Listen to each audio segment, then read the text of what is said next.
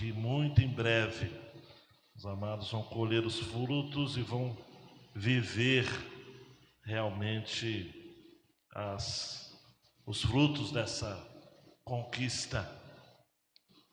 Muito bem, o livro de Josué é um livro de conquistas.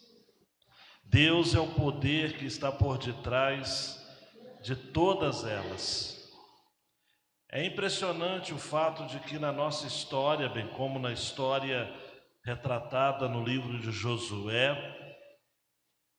nós podemos perfeitamente entender que a nossa entrada na terra, a nossa conquista da terra, a divisão da terra e a celebração na terra é algo que nos foi possível através de Jesus. Ousa dizer o verdadeiro Josué, fazendo uma análise do nome. Josué é o nome hebraico de Jesus. Se você quer ser mais preciso no hebraico, é Yoshua. Josué é o nome de Jesus. Jesus entrou na terra, Jesus conquistou a terra, Jesus tem dividido a terra com o seu povo e Jesus tem celebrado na terra. Se você trocar terra por vida, também dá a mesma coisa. Ele entrou na nossa vida, Ele conquistou a nossa vida, Ele tem dividido da nossa vida para alcançarmos outras vidas. E Ele tem celebrado, sido celebrado na nossa vida, como foi cantado aqui, uma das canções, é de coração, é de coração. Querido músico que me antecedeu aqui, falou através da sua canção, o fim de todos nós. O livro de Josué é um livro interessante porque fala de um comandante militar que começa suas operações militares de conquista na terra, já numa idade que muitos de nós estaríamos caminhando para o ocaso da nossa existência. Datação é sempre complicado na Bíblia, por isso que a gente sempre fala aproximadamente. Josué tinha entre 75 e 80 anos. Ele é parelho de idade com Caleb. Mas Caleb se sentia um garoto com 85 anos. Ele disse que ele tinha o mesmo espírito de quando ele era bem mais novo. No capítulo 22, que falamos ontem à noite, entre o capítulo 22 e o capítulo 23, passaram-se 20 anos. Foram cerca de 14 anos, entre 7 anos de conquista, outros 7 anos de divisão na terra ou da terra. Passados 20 anos do capítulo 22, onde o povo faz um pacto de unidade. Chegando no capítulo 23, quando no versículo 2, Josué diz, já estou bem velho. Versículo 14 ele diz, eu sigo pelo caminho de todos os mortais. Qual o caminho de todos os mortais? Aquilo que foi cantado aqui, o fim de todos nós. E chegamos hoje à noite, meus queridos e minhas queridas, no capítulo 24. Josué já tem perto dos seus 110 anos. Tá bom para você? Moisés morreu com morreu, né? Com 120 anos. Seu corpo não foi encontrado, o Senhor levou, mas a data é certa no final de Deuteronômio. Nós devemos prestar muita atenção nas últimas palavras de um homem. A empregada doméstica do filósofo Voltaire, ateu francês, crítico do cristianismo, aquele que disse que daqui a 100 anos, disse ele, não haveria mais Bíblias, ou não haverá mais Bíblias na Europa. A Raquel e seu esposo, quando visitaram Paris, vão até a casa de Voltaire.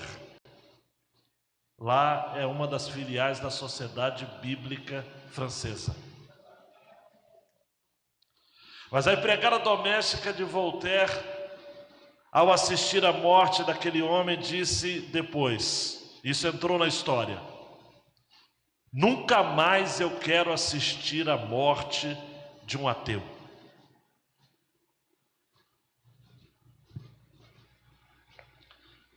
O salmista vai dizer de que é preciosa à vista do Senhor a morte dos seus santos. E é preciosa não no sentido de que Deus olha lá de cima e fala o seguinte, que morte valiosa, que morte boa. Não, é preciosa no sentido de que ela vale quanto pesa, é pesarosa. A tradução do hebraico mais fiel seria pesarosa. Pesa muito no coração do Senhor a morte dos seus santos. Mas ao longo da história, amados e amadas, nós encontramos pessoas que ao final dos seus dias têm sempre algo de bom para compartilhar. Com Josué foi assim. Ele reúne o povo, reúne todas as tribos em Siquém, um local estratégico. Daqui a pouco eu vou explicar por que em Siquém. Não foi em Siló, foi em Siquém. Siló havia o santuário. Até o tempo de Samuel, nós vamos encontrar Siló. Siló só vai perder o seu status de santuário, de culto, na construção do templo em Jerusalém. Mas Josué estrategicamente se reúne em Siquém. Chama os anciãos, os chefes, os juízes, os oficiais.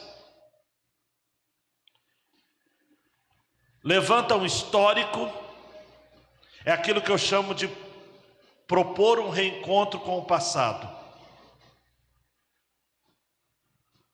Alguém já disse de maneira assim muito estratégica, embora extremamente persuasiva e enigmática, de que quando o homem anda, ele encontra à sua frente o seu passado.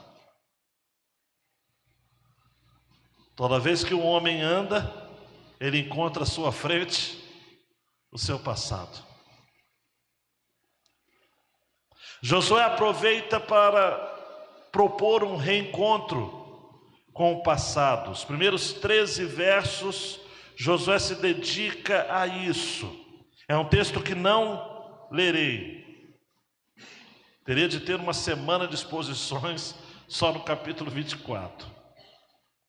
Mas ele vai relembrando, versículo 3, desde Abraão, como que Deus conduziu Abraão, lá de Ur dos Caldeus. Quem conhece um pouco da história bíblica sabe que Abraão, ele era filho de um adorador de deuses, um fazedor de deuses, de ídolos. Abraão veio de um contexto politeísta, pagão, idólatra, e por razões que só a graça de Deus pode revelar-nos, Deus se mostrou a Abraão e ele precisou sair da sua terra e da sua parentela. Está lá em Gênesis capítulo 12. Josué vai lá atrás na história, cita também Isaac, cita Jacó, cita Esaú, cita Moisés, cita Arão, fala dos egípcios que perseguiram, e ele usa a expressão, os pais de vocês, eles perseguiram os pais de vocês, do Egito, com carros de guerra, de cavaleiros. Depois Josué, nessa proposta de reencontro com o passado, ele vai falar da terra dos amorreus, do outro lado do Jordão. E ele testifica ali de que o Senhor havia lutado por Israel. Eu não vou cansar de repetir isso. Por trás de cada conquista de Israel estava o poder de Deus. O poder de Deus.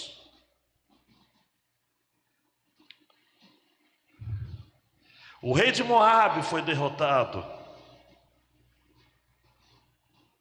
Eles atravessaram o Jordão, chegaram a Jericó. Os nomes são estranhos, mas olha só os povos que eles venceram: amorreus, fariseus, cananeus, heteus, gigazeus, heveus e jebuseus. 7 povos poderosos. Deus os entregou.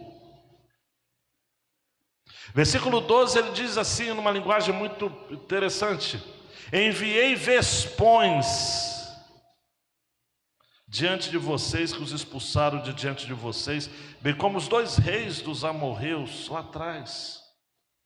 Versículo 13, eu lhes dei uma terra em que vocês não trabalharam, cidades que vocês não haviam construído. Gente, o povo recebeu tudo pronto. Não era uma terra arrasada como a faixa de Gaza atualmente. É terra boa, terra trabalhada, cidades grandes construídas, uma cidade de Jericó, a cidade de Ur, Hebrom, que ficou com Judá, com Calebe, Siquém, todas as tribos bem divididas. Deus fez um inventário das tribos. E Josué entende de que era hora de celebrar um compromisso.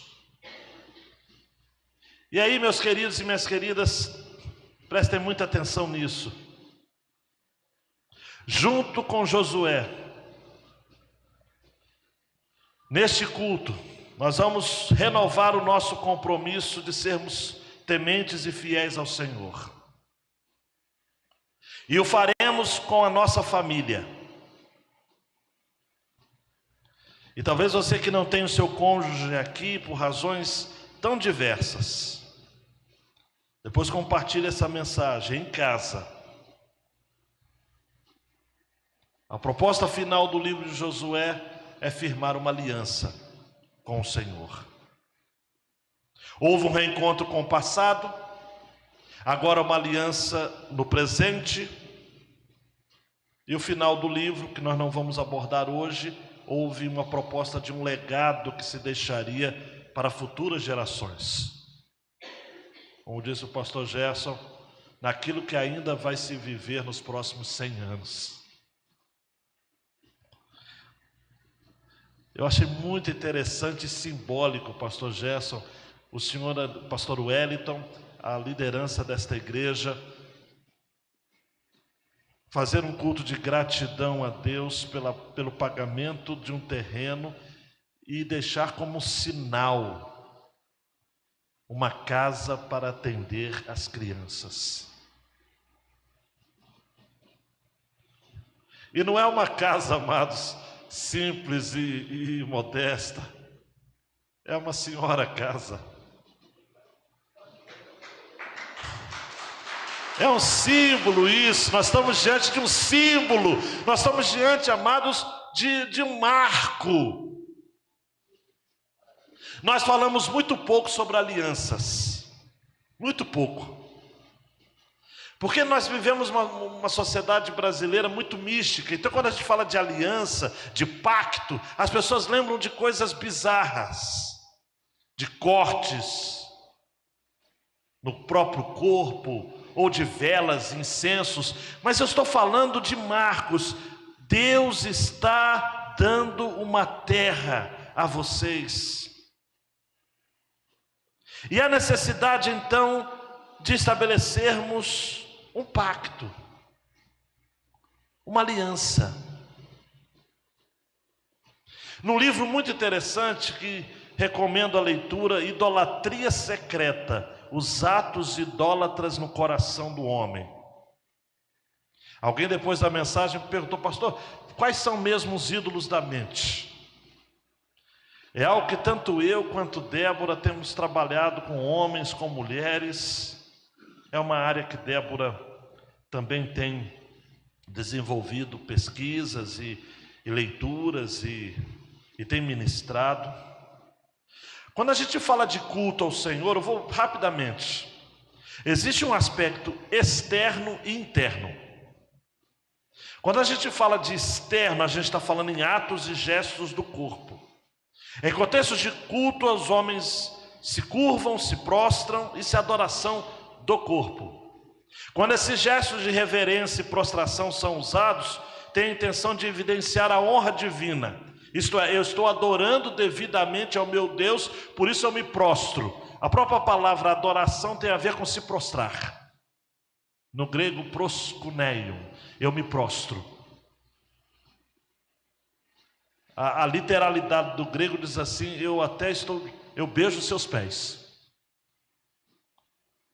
A ideia, vou abusar da paciência de vocês, mas a ideia é daquele cachorro que chega de casa e vai lambendo os seus pés quando você que é dono chega em casa. A rudeza do original é isso. E há o elemento interno. São os atos da alma. São as ações que são aplicados à alma.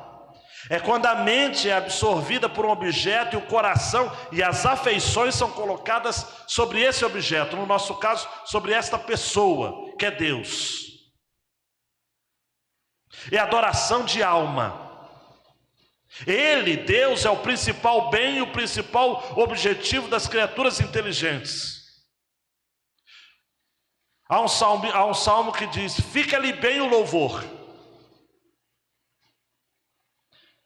O nosso louvor precisa ser apropriado a Deus, precisa ser de acordo com aquilo que Ele prescreveu nas Escrituras. Tem que ser o mais pensado e o mais amado. É a honra devida somente ao Senhor ter o primeiro e o lugar mais alto, tanto em nossa mente e coração, quanto em nossos esforços.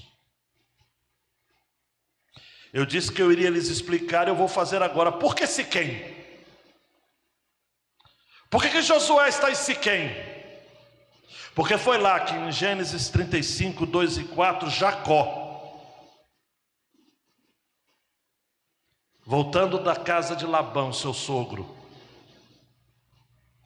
reúne a sua família e diz: joguem fora os deuses estranhos que há no meio de vocês. Purifiquem-se e troquem de roupa. Vamos nos preparar e ir para Betel. Lembra de Betel? Quando Jacó foi, ele parou em Betel. Quando ele teve o sonho da escada, anjos que desciam e subiam. E agora no retorno, Jacó diz assim: vamos nos preparar para ir a Betel. Farei ali um altar ao Deus que me respondeu no dia da minha angústia e me acompanhou no caminho por onde andei. Então deram, Gênesis 35, 2 a 4. Deram a Jacó todos os deuses estranhos que tinham em mãos e as argolas que lhes pendiam das orelhas. E Jacó os escondeu onde? Pergunto de novo, onde? Debaixo do carvalho que está junto a Siquém. Agora vamos ao texto de Josué. Por que em Siquém? Agora, pois, versículo 14 de Josué 24. Agora, pois, temam o Senhor e o sirvam com integridade e com fidelidade. Joguem fora os deuses, a mesma expressão que Jacó usou, que os pais de vocês serviram do outro lado do Eufrates e no Egito. Do outro lado do Eufrates e no Egito. E sirvam o Senhor. Mas se vocês não quiserem servir o Senhor, escolham hoje a quem vão servir. Se os deuses a quem os pais de vocês serviram do outro lado do Eufrates, ou os deuses dos amorreus em cuja terra vocês estão morando. Em outras palavras, vocês vão voltar a cultuar os deuses que eram servidos e adorados em Ur dos Caldeus, por exemplo? Ou entre os cananeus, amorreus? Eu e a minha casa serviremos o Senhor. Então o povo respondeu: longe de nós abandonar o Senhor para servir outros deuses, porque o Senhor é o nosso Deus, é Ele quem nos tirou, a nós e a nossos pais, da terra do Egito, da casa da servidão. Ele é quem fez esses grandes sinais aos nossos olhos e nos guardou por todo o caminho que andamos entre todos os povos, pelo meio dos quais passamos. O Senhor expulsou de diante de nós todas essas gentes, até o amorreu, morador da terra. Portanto, nós também serviremos o Senhor, pois Ele é o nosso Deus. Aí você deve estar pensando: pastor, fechou a aliança. Preste atenção. Então Josué disse ao povo: vocês não poderão servir o Senhor, porque é Deus santo, é Deus zeloso, que não perdoará a transgressão e os pecados de vocês. Se abandonarem o Senhor e servirem deuses estranhos, Ele se voltará contra vocês e lhes fará mal e os destruirá, depois de ter lhes feito bem. Então o povo disse a Josué: não,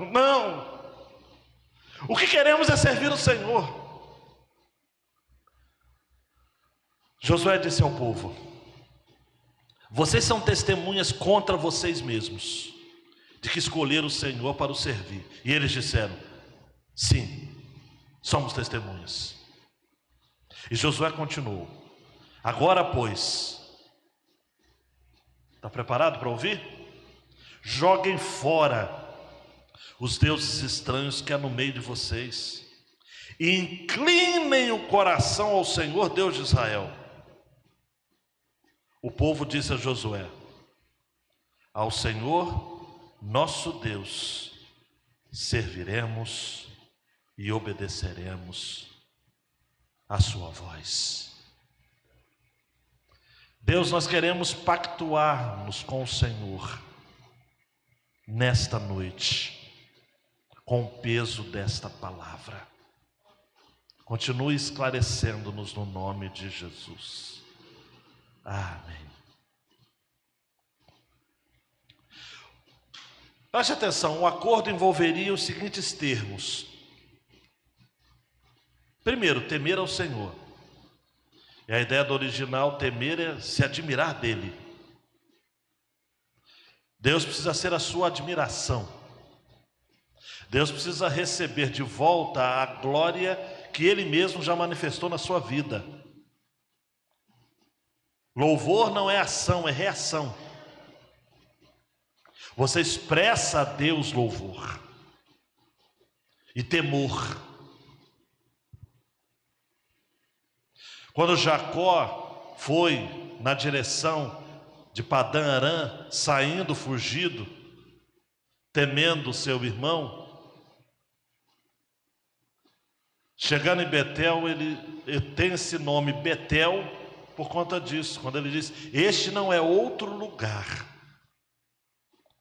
a não ser a casa de Deus. Eu não vou me delongar nesse ponto, mas está faltando mais essa admiração das pessoas relativa à pessoa de Deus. Esse senso de espanto que nós precisamos ter diante de Deus. Deus! Grandioso é o Senhor! Como foi cantado aqui nesta noite, glorioso, glorioso. Primeiro termo, temer o Senhor. Segundo termo, servi-lo com fidelidade. E a ideia de fidelidade aqui é algo inteiro, completo. Não dá para ser pela metade. Tem um hino do cantor cristão, o pastor Gerson lembra: metade nunca se contou. Mas metade da glória celeste jamais se contou o mortal. Tem que servir com fidelidade. Tem que servir por inteiro. Igual aquele cidadão manquejando ou se arrastando no corredor do templo no momento do ofertório. Ele não tinha as duas pernas. E ele chega e diz para o pregador, ou para o dirigente do culto: Deus aceita um homem pela metade? E aí naquela hora, Bruno, o dirigente tem que pensar rápido. E ele disse: Deus aceita um homem pela metade que se entrega por inteiro, mas não aceita um homem inteiro que se entrega pela metade. Fidelidade. E terceiro termo desse acordo: deitar fora. O verbo afastar-se do caminho, desviar-se dos deuses. Não dá, amados. Não dá, amadas. Deus exige exclusividade em seu culto.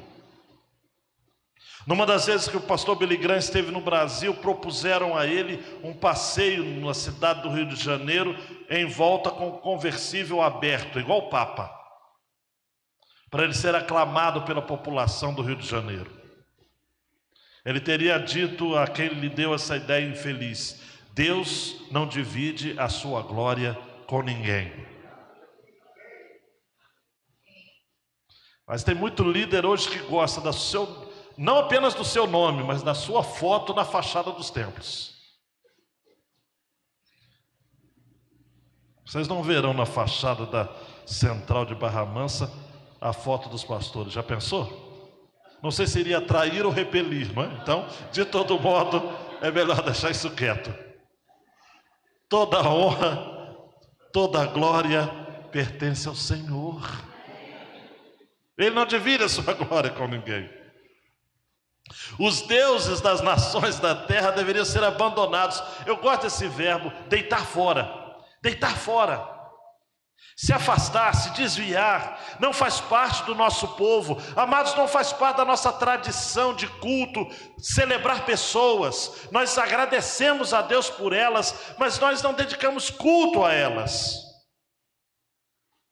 No versículo 19, Josué diz: vocês não poderão servir o Senhor, porque é Deus santo, é Deus zeloso, que não perdoará a transgressão e os pecados de vocês. O verbo zelar é a mesma expressão de ter ciúmes. Deus é ciumento. Se vocês abandonarem o Senhor e servirem deuses estranhos, Ele se voltará contra vocês e vai lhes fazer mal e destruirá, mesmo que Ele já tenha feito o bem. Amados, a idolatria, além de ser algo que avilta a glória de Deus, é algo sem sentido, ilógico. Há um profeta que vai demonstrar em Isaías, no capítulo 44, como é sem propósito. Um homem corta para si cedros, toma um cipreste ou um carvalho, fazendo escolha entre as árvores do bosque, planta um pinheiro e a chuva faz crescer. Isaías 44, a partir de 14. Tais árvores servem ao homem para queimar. Com parte de sua madeira ele se aquece e também assa o pão. Com a outra parte ele faz um deus e se prostra diante dele, esculpe uma imagem e se ajoelha diante dela. Tem sentido? Metade queima no fogo e com ela assa a carne para comer, faz um assado, dele se farta, também se aquece e diz: ah, já estou aquecido, como é bom olhar para o fogo. Do resto ele faz um deus, uma imagem de escultura, ajoelha-se diante dela, prostra-se e lhe dirige sua oração dizendo: livra-me porque tu és o meu Deus. Com todo respeito, amados, aqueles que têm uma tradição católica ainda arraigada, mas isso é ilógico, isso é incompreensível. E a palavra de Deus está dizendo.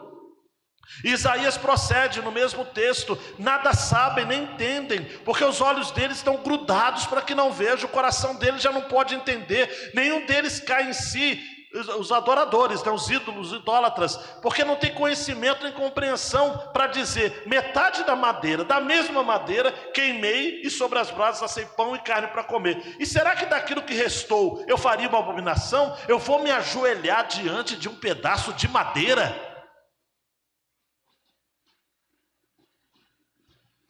Tem sentido isso? Mauro Mester, num livrinho muito interessante chamado A Idolatria na Bíblia, ele vai dizer que ao longo da história o homem, sempre em busca de sua autonomia, considerou-se sábio, capaz e em vez de autônomo, tornou-se cada vez mais escravo, cativo, pela idolatria. A origem da idolatria está em Gênesis capítulo 3. Aquilo que em sua autoadoração ele acreditou ser um Deus, na verdade ele apenas se degradou. No dia que comeres deste fruto, vocês terão o mesmo conhecimento de Deus. Essa foi a proposta ardilosa daquela serpente demoníaca ou diabólica. A idolatria, queridão e queridona, faz com que o homem fique sem entendimento. Ele até perde qualquer senso de realidade. No seu nível de loucura, o idólatra chega a ponto que ele passa a ser capaz de adorar coisas sem nenhuma vida, como um simples pedaço de madeira. E ao longo da história você vai encontrar isso. A nova geração que tinha sido recebida de novo aqui, no período de Daniel, na conquista da terra. Essa nova geração que havia feito uma aliança com circuncisão lá em Gilgal. Havia estabelecido esta aliança e agora, reunidos pelo velho Josué, eles são obrigados a renovar. E você quer uma curiosidade bíblica? Rápida. Josué fala assim: tragam os ídolos. Ninguém trouxe. Não há registro aqui de que alguém pegou, sei lá, uma imagem em homenagem a um deus mesopotâmico, a um deus egípcio, a um deus amorreu, porque eles não tinham ídolos de imagem, de madeira, de gesso, de ouro, de prata. Josué sabia que os deuses que precisavam ser jogados fora eram ídolos do coração.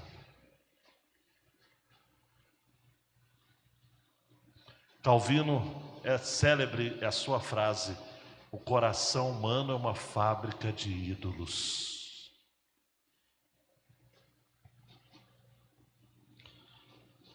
Por isso que foi preciso estabelecer uma aliança. Josué chama o povo e diz: vocês estão dispostos? Sim, nós vamos obedecer.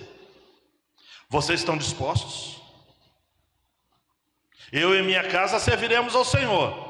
E vocês? Versículo 18: nós também serviremos o Senhor, porque Ele é o nosso Deus. Você conhece a história bíblica, você sabe que quando Josué morre, aquela geração que se esqueceu de Josué começou a abandonar os caminhos do Senhor. E no capítulo 2, está preparado, de Juízes, no capítulo 2, a partir do versículo 6, Juízes 2, a partir do 6, se prepare, porque é triste o que a gente vai ver aqui. Sabe aquela coisa de cenas dos próximos capítulos? É doído. Depois que Josué despediu o povo, esse povo está dizendo: nós serviremos o Senhor, nós somos testemunhas, vamos. Depois que Josué despediu o povo, os filhos de Israel se foram, cada um a sua herança para possuir a terra.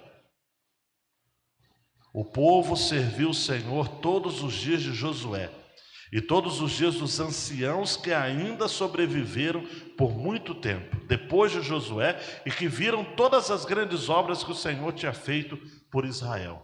Até aí tudo bem. Josué morre, depois morre o sacerdote Eleazar, depois morre toda aquela turma, e de repente o Senhor vai levando um, vai levando o outro, vai levando um, vai levando o outro. E o que acontece? Versículo 8. Josué, filho de Nun, servo do Senhor, morreu com a idade de 110 anos.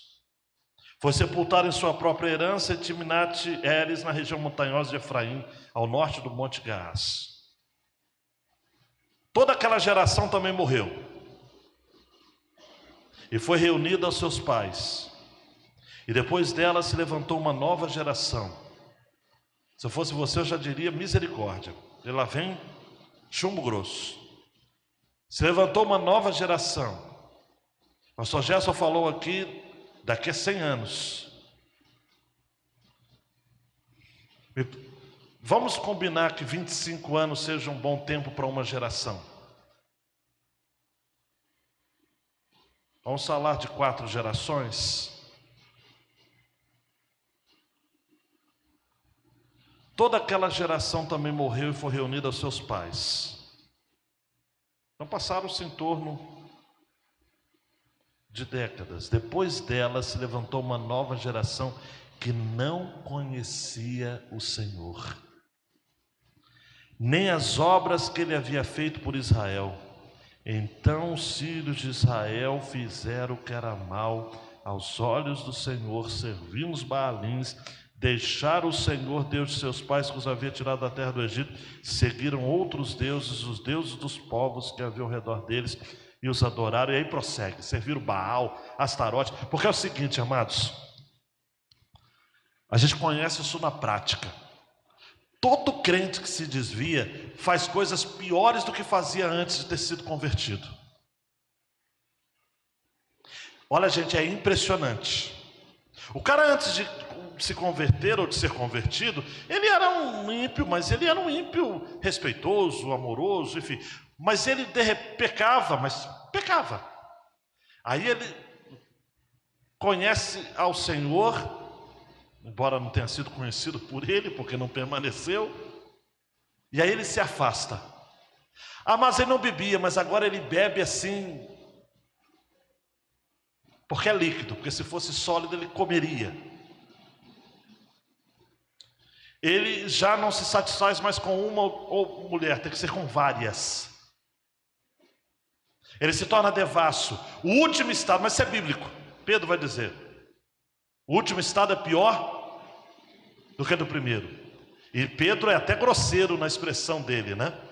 É como um cão que volta ao seu vômito e a porca lavada que volta ao lamaçal. Misericórdia.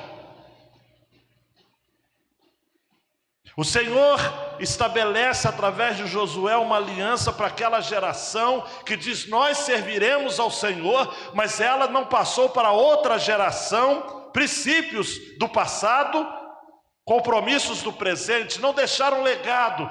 Amados e amadas, nós estamos diante de uma geração que está se perdendo. O fato de eu estar na mesma igreja há 30 anos, eu já vi gerações ali. E a gente olha fotos e diz: fulano, onde está?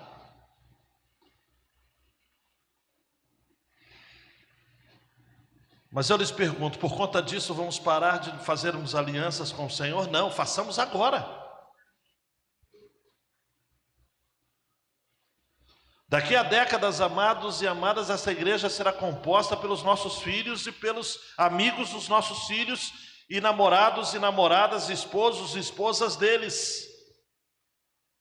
Me permita, pastor Gerson, a eloquente ausência do pastor Wellington, para apelar a esta igreja. Está na hora, já está atrasado, mas vamos lá, comece a fazer o dever de casa. Faça de cada casa um altar ao Senhor. Não é o mês da família, mas já vou adiantar então, porque tem a ser, tudo acontece em casa. Faça hoje uma Siquém na sua casa. Diga como Jacó disse, como Josué disse. Registre por escrito os termos dessa aliança. Pega uma grande pedra, coloca debaixo de um carvalho, obviamente uma ideia, uma alusão aqui, e escreva num quadro.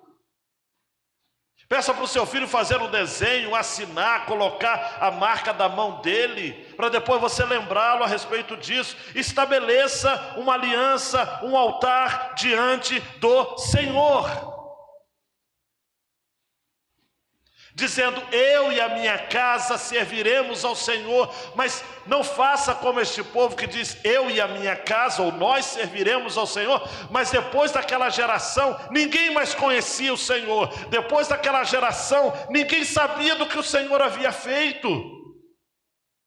Será que vai chegar um tempo, amados, que um culto como este, um final de semana, para celebrar a compra deste terreno, vai virar apenas pó? Um registro frio numa ata de igreja? Os nossos filhos precisam saber, as nossas crianças precisam saber. Elas precisam construir a vida delas a partir das nossas pegadas, das nossas marcas, dos nossos legados. A linda música do Paulo César, do Logos, marcas, quero pisar sobre estas marcas de valor. Quais são as marcas que nós estamos deixando? Primeira, segunda, terceira e quarta geração, quiçá. Aqueles que o Senhor preservar a sua existência. O que vamos deixar para gerações futuras? Aquilo que nos comprometemos a fazer hoje.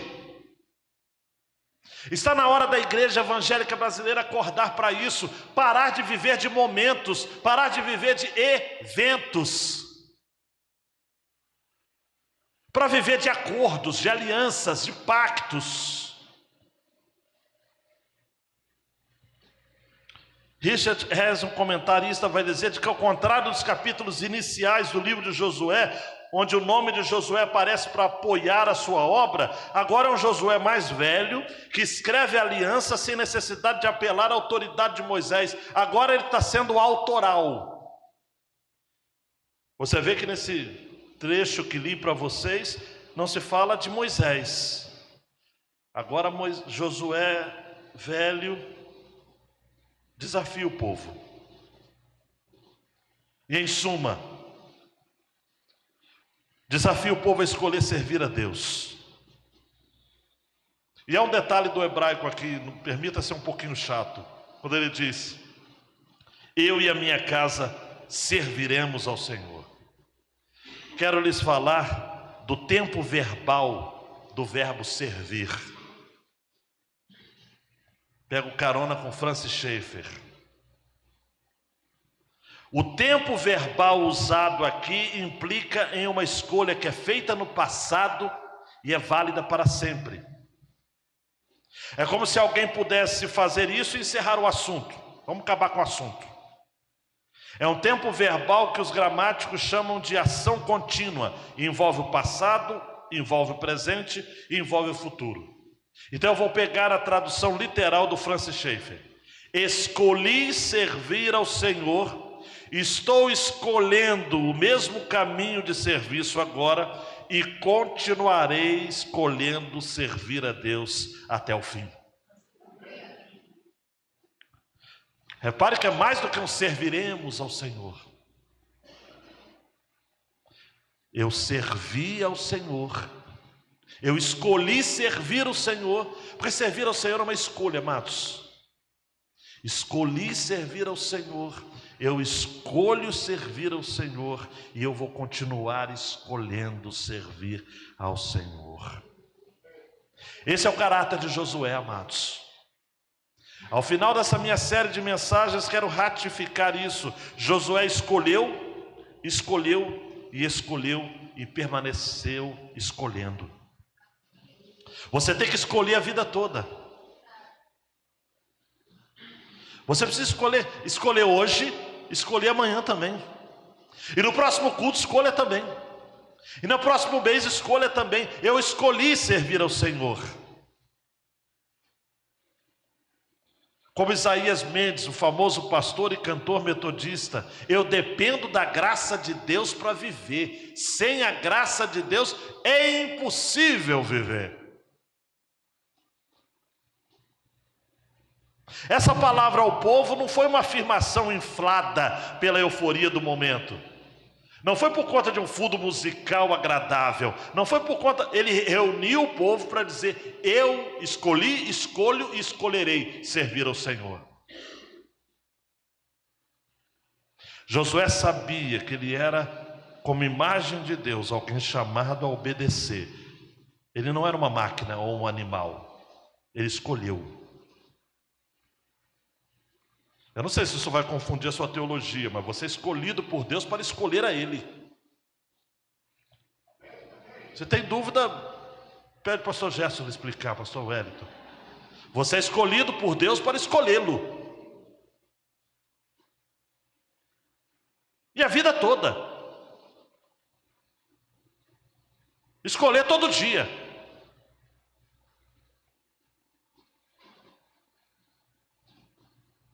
Nós temos de lidar, amados, caminhando para o fim, com a pior idolatria que existe. Com aquela que é a mais escondida, a mais danosa. Ezequiel 14 fala sobre o ídolo no coração. Qualquer homem da casa de Israel que levantar ídolos dentro do seu coração e puser diante de si tropeço que o leva a cair em iniquidade, e depois vier consultar um profeta, eu, Senhor, lhe responderei, segundo a multidão dos seus ídolos. Farei isso para que eu possa conquistar novamente a casa de Israel no seu próprio coração, porque todos se afastaram de mim para seguir os seus ídolos. Queridão, queridona, você pode cantar bonito, você pode ter um cargo na igreja, você pode ser um dizimista e contribuinte fiel na casa do Senhor, mas se você não escolher aqui no seu coração, você é um fariseu, um hipócrita. Seu culto a Deus é como se você estivesse adorando um espantalho, porque o verdadeiro Deus está interessado no seu coração. Ou Ele quer o seu coração. E se há algum ídolo, desejo de agradar os outros, aprovação, ansiedade, medo, dúvidas, ressentimentos, mágoas, senso de vingança e qualquer outras coisas mais, você precisa pedir ao Senhor: Deus, transforma o meu coração. Inclina, Senhor, o meu coração para as suas coisas. Versículo 23: joguem fora os deuses estranhos, disse Josué, inclinem o coração ao Senhor, Deus de Israel. Gente que inclina o coração, não basta inclinar o corpo. Eu comecei o sermão falando da questão do aspecto externo e interno. O externo é muito factível, mas ao mesmo tempo ele é tendente a falsificações. Nem sempre quem expressa corretamente está cultuando a Deus corretamente. Agora o coração não.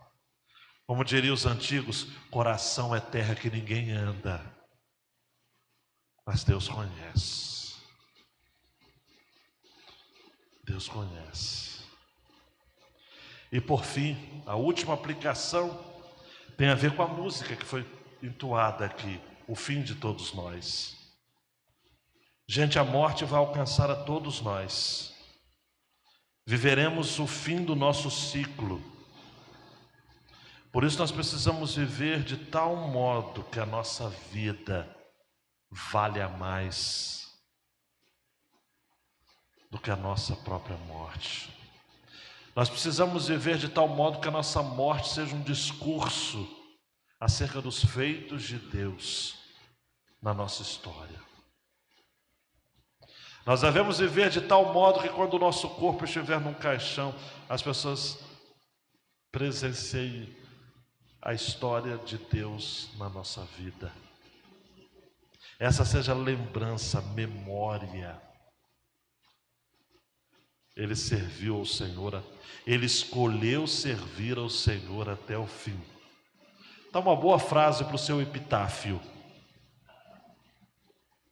Ele escolheu servir a Deus até o fim. Eu gosto muito da história dos hinos antigos, Bruno. Melhor, hinos antigos não, os hinos mais clássicos. Não sei se você conhece algo da história do hino Deus dos Antigos. Essa letra, composta por um reverendo presbiteriano chamado Daniel Crane Roberts, ainda no século XIX, ele compôs este hino para celebrar o centenário da independência americana.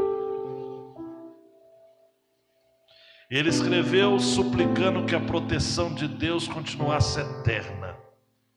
fortalecendo-nos para glorificar o seu nome. Ele escreveu no seu texto a invocação da bênção de Deus como soberano, protetor, guia e sustentador.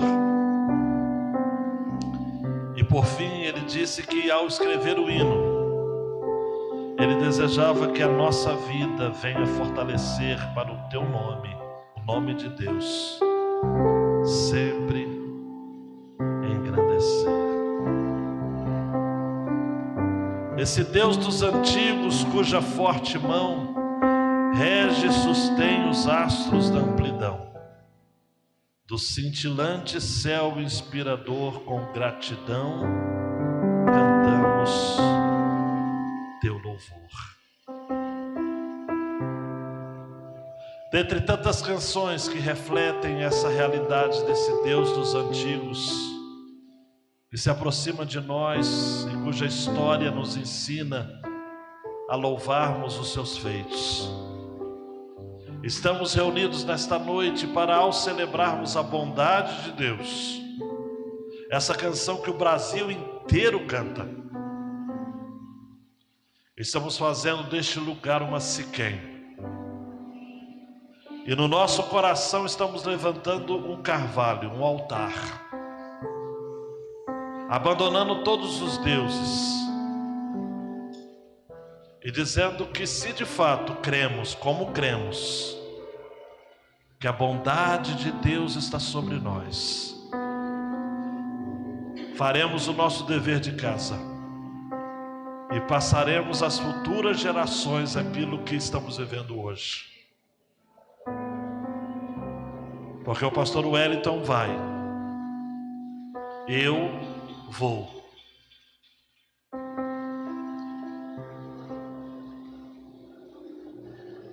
Pastor Gerson vai. Mas as nossas gerações continuarão cantando da bondade de Deus. Vamos ficar de pé?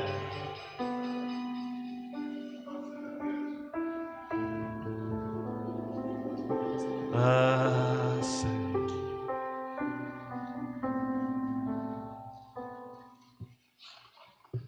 Vamos louvar o nome do Senhor. Eu vou até me atrever a cantar junto também acerca desta bondade, dessa aliança que a Igreja Batista Central de Barra Mansa está estabelecendo diante do Senhor. Eu escolho servir ao Senhor. Diga. Eu escolho servir ao Senhor. E eu vou continuar escolhendo servir ao Senhor de acordo com a bondade de Deus. Som.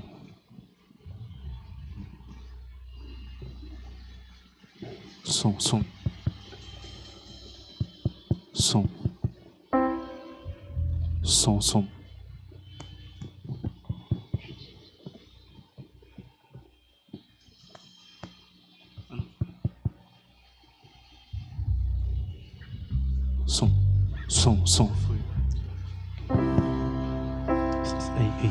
Te amo, Deus. Tua graça nunca falha.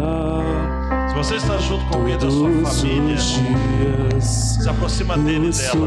Em tuas mãos. Porque esse é o tipo de aliança que a gente precisa fazer desde quando me levanto, a partir de casa, até eu me deitar, eu cantarei da bondade de Deus. Cante bem forte no Senhor.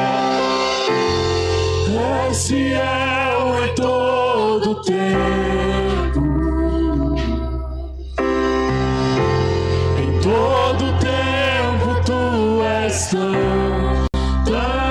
bom, com todo fôlego que tenho, eu cantarei da bondade de Deus. Todos te louvarão,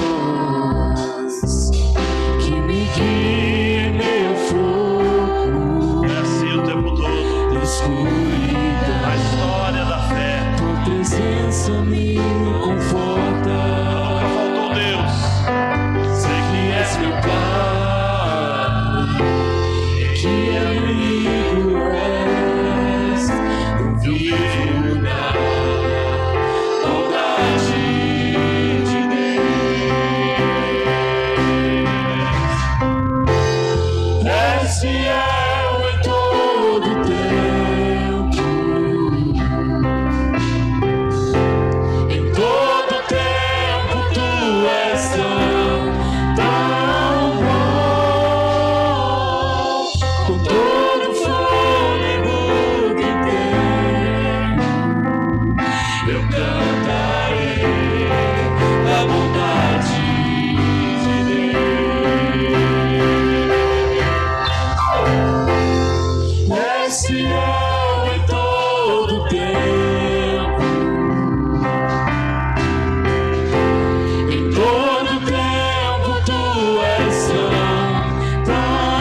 bom. Com todo fôlego que tenho, eu cantarei a bondade de Deus. Tua bondade me seguirá, Senhor. Tua bondade me seguirá, Senhor.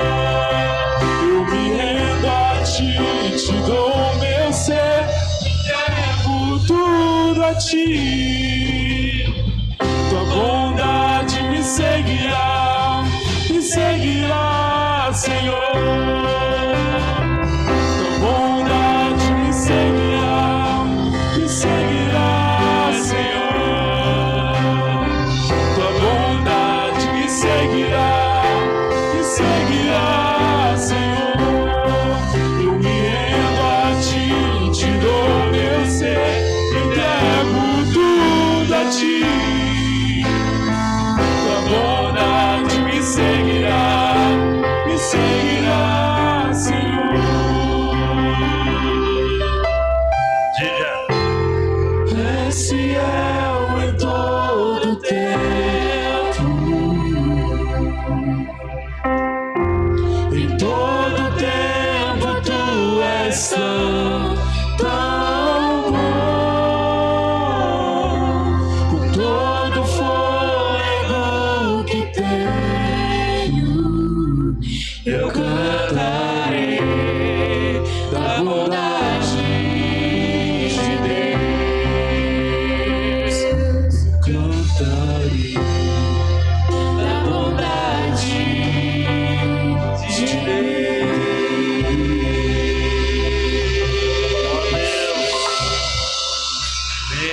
Ó Deus, o teu povo escolheu servir, o teu povo escolhe servir, o teu povo escolherá servir o Senhor. Nesta noite, ao final desta série de cultos, entendemos, ó Deus, estamos fazendo parte de uma história, de um pacto que incluirá os nossos filhos e filhos dos nossos filhos. E como igreja, continuaremos nesta terra que o Senhor nos dá e nos deu. E em Cristo Jesus permaneceremos fiéis, servindo até o dia que o Senhor nos levará para morar numa nova terra,